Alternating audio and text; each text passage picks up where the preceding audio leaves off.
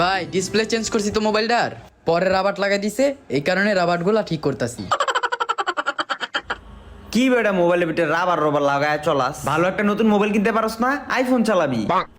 70-80টা rubber লাগাইছস একটা মোবাইলের ভিতরে, হে আবার টান্দা সিরিয়ালাইছস টপিং কইরা। ও ভাই আমি তো গরিব, আমার মোবাইল কিনোনের মুরাদ নাই, তুমি একটা গিফট করো, বড় ভাই না তুমি। তোর গিফট লাগবো? দাঁড়া তোর আইফোন গিফট করতেছি আমি, এখনই লুই আইতাছি।